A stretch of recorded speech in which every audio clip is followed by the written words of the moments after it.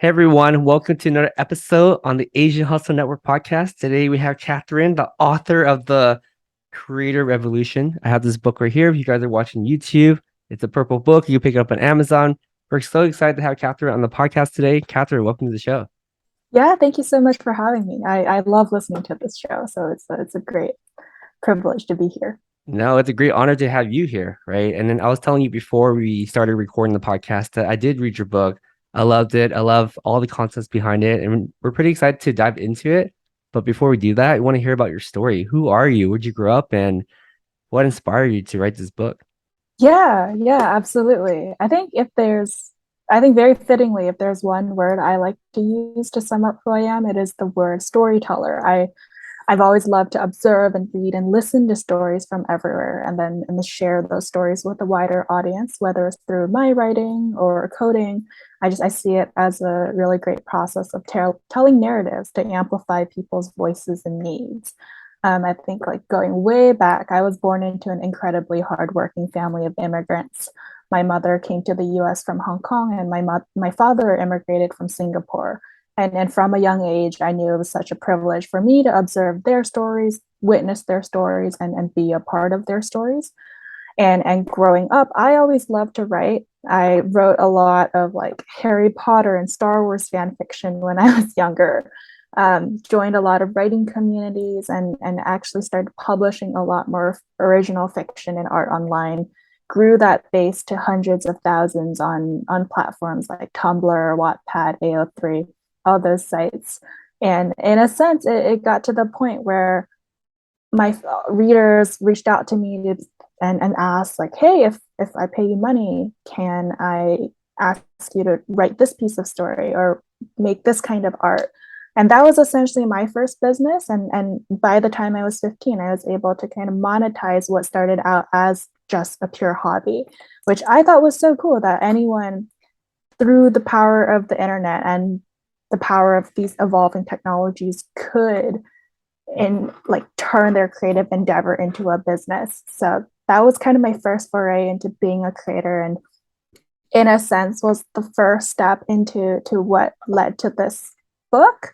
It's with this book specifically, I think, just with my interest and background as a creator, as well as noticing that at the start of quarantine, there was just people were at home, had a lot more time. You just saw this explosion of both content creation and consumption. And that got me thinking like, hey, maybe it's time to kind of dive deeper into this, examine this phenomenon, document it. So interviewed hundreds of creators, investors, builders, employees at companies like YouTube and Roblox, Facebook, and turned it into a book that I wanted to share. A lot of stories I wanted to share with the world. I love it. I love your story a lot too. And yes, I did read your book and I realized that there's a lot of people that you interview on our podcast already. So I'm like, Amazing. wow, a lot of familiar names. I love it. And the fact that you started this at like a relatively young age, right? In high school, age of 15, like, what did your parents say about your hustle, your side hustle? Did they encourage you? Did they try to deter you and be like, hey, Catherine, you got to focus on school. Like, you can't be doing this online. What does that even mean? Like, how supportive were your parents along this journey?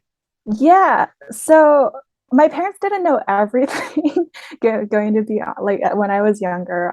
They definitely knew I liked to write, and they were like surprisingly supportive, and I really appreciated their support in just me spending my free time writing and publishing all this fiction and art online. When I don't know, I grew up in the Bay Area, a highly competitive environment, when a lot of my friends are going to tutoring or I don't know, math Olympiad training. I just really like writing fiction and reading fiction and publishing it online. And my parents were really supportive of it.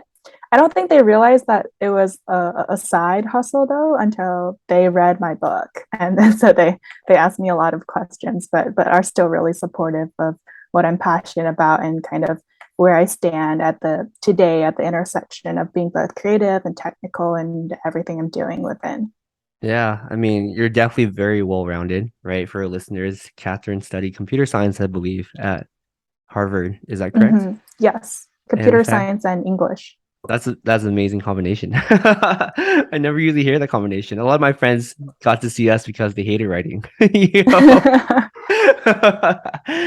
But that's awesome, right? To hear that you're so well-rounded, right? That you're still relatively young, right? And you wrote a book that I personally felt impacts a lot of lives. And the reason why I felt that way is because I feel like a lot of us are still underestimating the power of social media, right? There's always a stigma against social media where a lot of people say, I'm not a creator, I'm not a content creator, I can't Mhm. do this, I can't do that, right? But the fact is, I feel like the way that we're moving towards is like a creator economy, right? It's going to be more Mhm. decentralized, more power to individual people, more power to those who are very creative. And I do feel that regardless of where you are in your life and what profession you're in, like you should always leverage social media as a way to complement your skill set, right? Absolutely. Yeah. And I want to talk a little bit more about that too. And like I know you have a lot of detailed chapters, especially at the beginning, talking about the creator economy is moving and why we should be a part of it. So what is the creator economy for our listeners listening? Yeah. So I think the words creator economy are thrown around so often today in the media, in venture capital specifically. I see it as how the system of how just individuals can monetize their individuality and hobbies through unique creative work and has been bolstered by the evolution of technology of where we are today. So like social media has been such a big part of it. I call social media content platforms in my book because those are platforms where you can publish content, engage with other people's content, consume content. But also there's also so many existing creator economy tools out there that better support creators. Like Patreon was one of the early ones I remember when I was a creator. A lot of my writer friends and I were exploring it. Hey, like this is a way to monetize my fandom or community in a specific way, or those like coffee tipping sites. So a lot of little branches of the creator economy, and it's definitely continuing to grow and branch out even today. I know the creator revolution, as my book documents, is has been ongoing for quite a while, but I also still see it as very new and still beginning. There's still so much to see.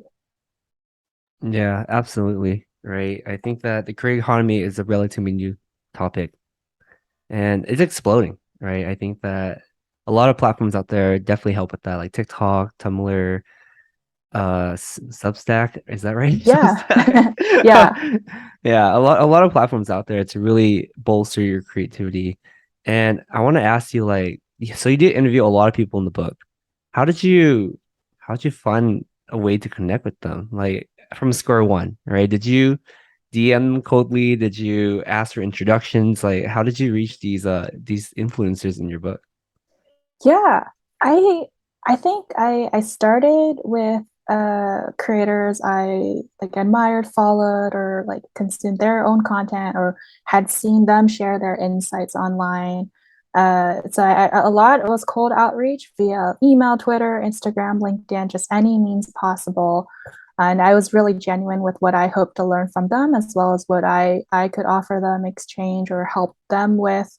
So I know it's really hard to make these like cold outreach not transactional, but I was genuine with what I hoped would happen, and have like a lot of these interviews and relationships have turned into great friendships over time. So that was great. And over time, the more I guess experts and creators I got to know, the more connections and people they were able to refer to me to chat with. I love that a lot, right? I think that a lot of times when we look at our favorite creators, we look at them, we're like, oh wow, this person has one or 2 million or 10 million or 15 million followers on social media. They're never going to respond to me. But I think that just by putting yourself out there and reaching out to them, like most of the time they will respond. As long as you have a good, Yeah, as long as it's authentic, right? As long as they have a like you give them a good reason to respond, it's not transactional, like they will. And I really yeah. love the hustle part about you. It's thank you. And I think it was such a big lesson I've had to kind of keep learning and relearning through my life, that the hustle and the aspect of just having no fear and going for it in so many areas of life feels very different in each way, but I have to kind of relearn it and rehone it each time. But yeah, in this context, definitely I knew, like I wasn't sure if I was going to get the opportunity to chat with someone or learn from someone, but I knew I definitely wasn't going to get it if I didn't ask for it. Yeah, and just going off that topic and diving deep into that more, right? I think in Asian culture, it's like we're taught like really not to ask for things. It may make you look weak, might make you blah blah blah. Well, honestly, the way the world is trending right now, you need to go out there and ask for things because you don't ask, you Yeah. never get it, right? Yeah, absolutely. I think I know in a lot of your previous podcast episodes with entrepreneurs that a lot of them have talked about the challenges they faced and overcome in their journey.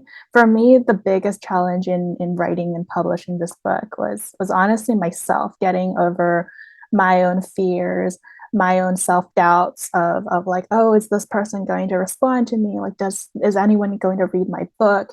I'm 20 and started writing this like 1 to 2 years ago. Like, would anyone care about this really young person's thoughts in writing? But I think you're exactly right, that it's so important to value your voice, go out and ask for it. And especially as an Asian American, like seeing our community's voices be dimmed and suppressed for so long, just really have to go beyond that and then believe in yourself and just go for it. To shoot your shot is the the Gen Z way of saying it. I don't know. I think Michael Jordan's like, if you don't shoot, I forgot what Michael Jordan said, honestly. Guys, don't tear me up for this. If you don't shoot it, then you miss 100% of the time, right? And that's the same way with like going out there and putting yourself out and asking for it. And it's crazy too, because it does remind me of the early day of Asian Hustle Network. Like people think that, we kind of just exploded and everything happened organically. A Mhm. lot of it is like I was DMing hella like people. I was like, hey, Absolutely. Yeah. It's and what the sign behind you perfectly says, always hustling. yeah, and it reminds me of those days, right? And you're like, oh my God, is this person gonna respond to me? But I think that skill set that you're developing right now will go a long way. And to be honest, like it never goes away in life. Like you'll find that skill set continuously helpful no matter where you are in life. Like you have to keep asking and also don't just ask, like step up to the challenge, right? Don't just Hmm. ask and then fall flat. like, like ask and step up to the challenge and like prove yourself that you can do it and and that you do belong here. Hmm. Yeah. So I want to dive deeper into the book, right? And I know like you gave a lot of great examples on different platforms to use and why you should be a creator. I want to hear about your personal experience being a creator on social media, right? What Hmm. were some of the stuff that you went through at the beginning? How did you pivot? How did you continue growing? How did you grow your community to support you, right? What are some tips that you have for us? Yeah. Yeah, absolutely. I think I didn't know I was a creator when I was a creator. I don't think like sure, YouTube has been around for quite a while. And honestly, there's a whole space of blogging and blogspot long before I was publishing writing online. But still, I was a young person who wasn't really aware of this label, aware of what it went into it. This there's no guidebook to it. So I was honestly just having fun at the beginning. Like, you create your account, started posting and publishing, started following others who were like in the same area as me, admiring their work, talking to them. We joined a lot of like email groups or Discord communities to talk with them. And over time, I kind of niche down to specifically what I thought my audience wanted the most from me, like saw what content was doing the best, and then kept going. Had a really rigorous schedule of when I wanted to publish pieces of writing and art, had a very elaborate tracker. And it was just crazy because when I was in high school, I was not nearly that organized for anything else in school, but I was super organized with how I wanted to publish and create content and deliver that content well.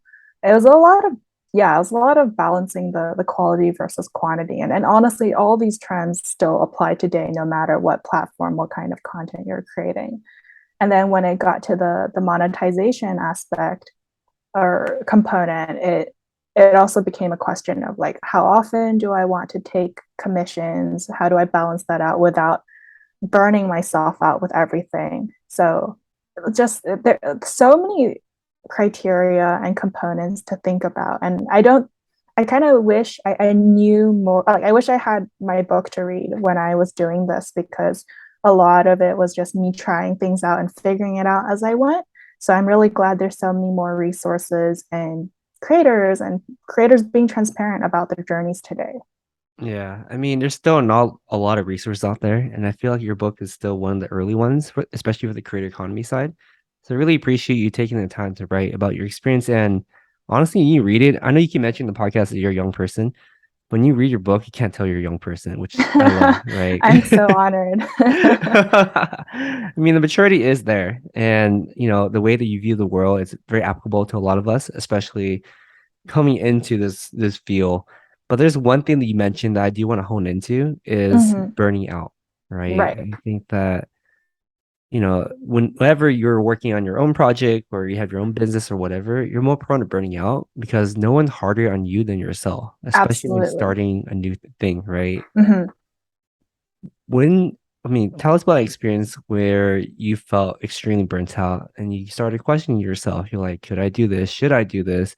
Maybe I'm still too young for this. Maybe I should give myself a couple of years, Hmm. right? The thing I really like about interviewing you right now is that you seized every moment you got, right? Since you're 15, you found out that you could monetize from being a writer online. Now you're 20, you're still in college, you published a book already. Like, walk us through that, like about you feeling like burnt out and like how did you overcome that? Yeah, I definitely think that for creators, burnout is so common. I there was a creator I interviewed in this book who told me straight up, I don't know any creator who hasn't burned out, period. And there's a lot of truth to that, because you're essentially running your own business from start to end. The operations, the planning, logistics, the marketing, the actual content creation process is an end-to-end process, and you don't really get a break from it, because a lot of these platform recommendation algorithms kind of take your frequency and quantity of content into account. So it's yeah, for me, I definitely burnt out by having the schedule of and the bar of quality. I wanted to uphold my content quality too. So between both the quantity and quality, I burnt myself out, I think, yeah, two years into that journey. And alongside balancing with school, it was definitely fizzling out, and kind of had to reassess where my priorities were. So I decided, okay, going into college, I wanted to focus more on college. I can't I couldn't dedicate the time I wanted to every aspect of my life. So I think at that stage of burnout, I decided the solution was to kind of to pause content, or actually to end that route of content. And since then, I've started creating content in different ways, or different media. But even today, I definitely feel burnout in different ways. This book journey has been so long that when the book finally came out in like May to June, so very recently, and I know when the book comes out, it's honestly should be your like prime time for promoting the book. I just felt so tired and burnt out from this whole journey. I told myself, instead of pushing myself to to speak on every podcast or give talks every day, I felt that I wasn't in the mindset to do it then. So I gave myself a break and then started going through that process again when I was ready. And for being a creator specifically, I think because your content cycle is constant and regular, you just need to add a lot of breaks, maybe like having support systems and groups, um, perhaps professional help. A lot of creators are very open with their experiences in therapy. Just having like knowing that you have a lot more resources than just yourself is so important. Yeah, and I do appreciate you being vulnerable with us and telling about your experience, right? And thank you so much for being on our podcast too. Like I really appreciate that. Knowing that No, you I just said love that. this podcast. Yeah. Yeah. Yeah. Knowing that you just said that, I was like, oh yeah, I need a little break. And it's totally understandable, right? I think so when we published our book too, although I wasn't the main writer or I supported the book, I felt burnt out from managing Oh, and absolutely. like the end-to-end side and the organization. I'm Hmm. just like, oh my God, I know exactly what you mean. Like we're at the Yeah. finish line, you should be excited, but my mind is like, I'm so tired. You know? Yeah, but and then you have to push, you either push through it because of like deadlines or something, or you really need to take a break, otherwise you will just crumble. Yeah, I really like that you mentioned that too, like taking a break. I think that in hustle culture, it could be very toxic in hustle culture, right? Hmm.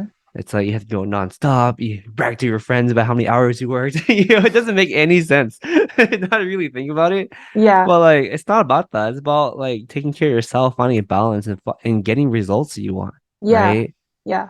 I Yeah, think there's also an additional element of creating content online where you have this additional pressure of having not just like I call it like a person versus persona. You have this online persona you have to curate, and for some people that is the same as their person. For other creators, it's a totally different persona from their actual identity. And it's kind of having this like multiple identities or multiple personas that you're constantly balancing, trying to remember, trying to curate, but also not like detract from your main life. It's so many things to consider all the time. yeah, and I like how you brought that point up too. It made me really think about it because I met some of my favorite creators in person. I'm like, you're so Mm-hmm. different from your online persona, and it's crazy how a lot of people are actually really shy. Mm-hmm. Yeah, and they're like really soft They're spoken. so like Yeah, boisterous or extroverted on camera or in their writing or on a podcast, and so yeah. different. A lot are so different in person. I know it's so crazy. Now that you really think about that, I do want to talk a little bit more about you being a student and you're about to graduate. Is that correct? Or you already graduated? Remind me. I have one more year before I graduate. I mean, you have your whole career ahead of you. Where do you see yourself heading towards? And after college, what do you want to do? I feel like at this point, you already have a really good grasp of how the world works, and you put yourself out there, and you met new connections. What's next for Catherine after school? I'm very honestly still figuring that out. I think like I am a big believer of seeing where life takes me, but I guess currently I've been thinking a lot about like how to best build technology to empower creatives. I think I have like one of my superpowers is being able to bridge both the engineering side and the creative side. And I really like environments where I can work with people in both worlds. So that's, I think that is a route I'll likely go down post grad, but we'll see. I've also spent some time in the investing world where I help invest in startups, support and empower founders. That's something I also really enjoy. So can see myself doing that more on the side or maybe more down the line. Yeah, I mean, those are solid paths in either way, right? But I'm really excited of where the future will take you. We'll definitely have you back on the podcast later. And like Thank you. three years down the line, Catherine's up Forbes 30 under 30, the youngest billionaire ever. I'm like, damn, I knew it. No pressure from me. No, there's no pressure. But yeah, I mean, I used to when I was still in college, that's actually the question I hated the most. There was like, what do you want to do in life? I'm like, well, I'm graduating during the recession. What do you want me to do? I always sometimes I just need a job, you know? Yeah. And you definitely, I'm assuming you didn't expect to be where you are today when you were graduating college. No, not at all. I feel like that's the case with most people, right? You just never know where life's gonna take you. And Yeah. it always leads down to one thing, right? It always leads down to the thing that you always want to do. I always find that amusing. Yeah, Um, for sure. Some of my favorite people I look up to or really admire their stories and narratives are people with non-linear journeys, like the sci-fi author Ken Liu. He what studied English or computer science, and then went to Microsoft, then went to a startup, went to law school, and then became a writer. It's like such a nonlinear journey, a very similar journey or kind of like unexpected trajectory for the filmmaker Alice Wu. She directed the half of it on Netflix, which is, I love. It's a queer Asian American film. And she, I think, also was like an engineer at a big tech company, decided to go to a screenwriting workshop and then said, no, I'm going to give this a try. And now has these amazing movies and commercials out in the world. Yeah, I love that example too. And being where I am in life, and I don't want to date myself, I'm sort of in my mid 30s at this moment. But like seeing my friends start out their careers as like some of them became doctors, some of them became Mhm. lawyers, right? So one of my friends actually became a doctor, but his dream when he was younger, he always tell us back in middle school that he always wanted to be a firefighter. Yeah. And now he's a firefighter. Well, I was that's just like, great. that's insane, right? Or I It's had a a full circle. exactly, or I had a friend who became a lawyer that started posting cooking content on TikTok, Hmm. and he always wanted to be a chef, but his parents wanted him to be a lawyer, and Hmm. his TikTok videos blew up, and now he's doing like chefs, like cooking sponsorships. Oh, it's like you That's oh, wonderful. I know you always come back to the thing that you always want to do, Yeah, right? and I think in part it's the rise of the creator economy, the passion economy, and all these tools and technologies that are able to empower people to go back and pursue these individual dreams and passions in however much capacity they want to.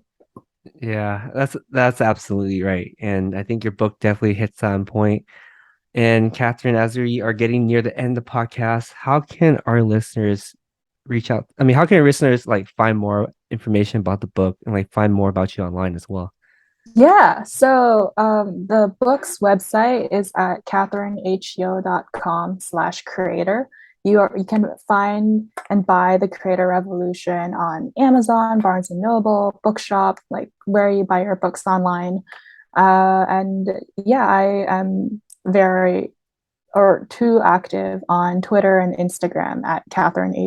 So we'll pass on all these links to you. Of course. I mean, you're such an impressive individual, right? And I can't wait to see where the future is going to take you. And I can't wait to have you back on the podcast in a couple of years. Yeah, thank you so much, Brian. All Really right. appreciate it. Of course. Thank you, Catherine.